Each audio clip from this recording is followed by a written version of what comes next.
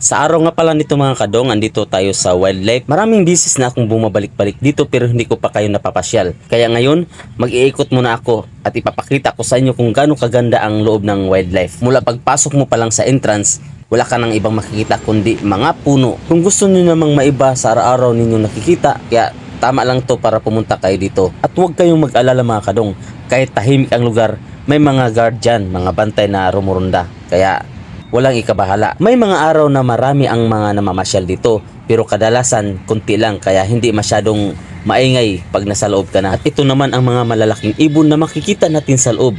Napakagandang tingnan nila.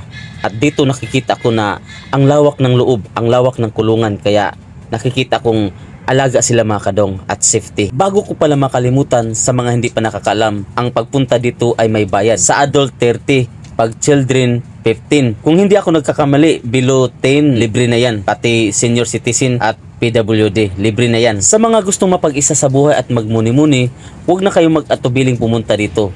Maganda dito mga kadong. Sulit talaga ang inyong binabayaran dito dahil sa napakagandang tanawin na inyong makikita sa loob at napapalibutan ng mga maraming puno. Hindi rin ikapangamba kung sakaling tag-ulan ang inyong pagpunta dito mga kadong dahil ang mga daanan dito mga kadong ay naka-espalto na at mga cottage na napapalibutan ng mga maraming puno. Ngayon, ipapakita ko sa inyo ang kakaibang hayop na makikita rin dito sa loob mga kadong.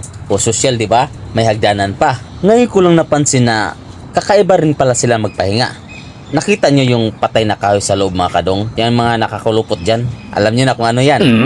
Ahas yan, di ba? So kakaiba yung pahinga nila ba? Kumukulupot. At yung iba naman mga kadong, nasa lupa. Sarap ng buhay nila. Pahiga-higa lang.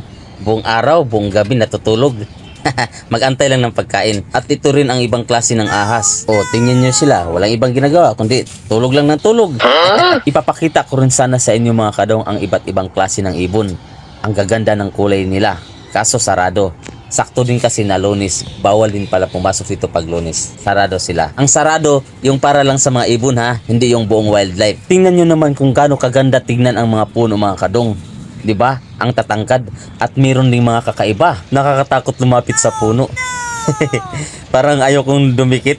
Tingnan nyo naman, parang may nakatirang kapre. Pero wala yan. Napakaganda dito.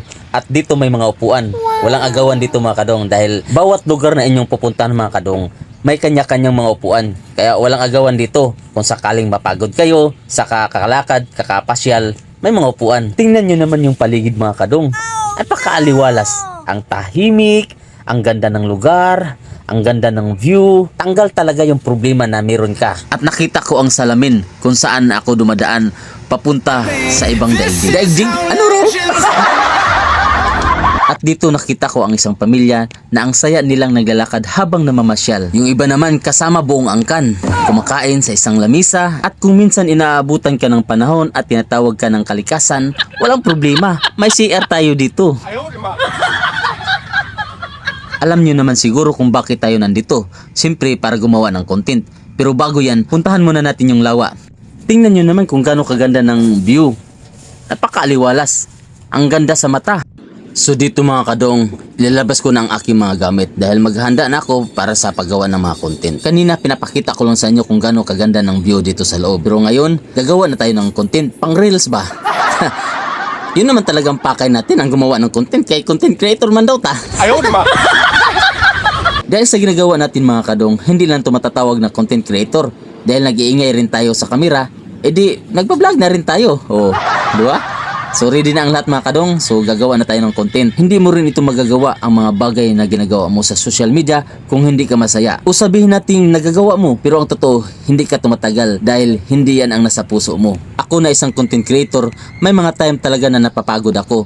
Pero dahil mahal ko ang ginagawa ko, kaya kahit napagod, pahinga lang. Pero huwag susuko. Nangangarap din ako tulad ng iba. Dito rin sila nagumpisa. Pagsisikap, pagtatsaga, pagtitiis, sa pagod at hirap. So wala namang imposible. Ang sabi nga nila, walang shortcut sa buhay. Kaya kung ano mang mapagdaanan mo, kailangan mong labanan. Masyado na akong maraming sinasabi. So dito mga kadong, marami na akong nagawang content dito. So medyo pagod na. Kaya ang ginagawa ko, kain muna tayo. Hindi yung puro na lang content, puro na lang trabaho, puro na lang iniisip, problema. Habang kumakain ako mga kadong, napansin ko wala pala akong tubig. Nagamit ko na kasi yung tubig doon sa pagko-content natin. No choice, kailangan natin magdandahan kumain para hindi mabulunan. So hanggang dito na lang ang ating video mga kadong. Pagkatapos kong kumain, aalis na rin ako. Medyo pagod na rin kakagawa ng content.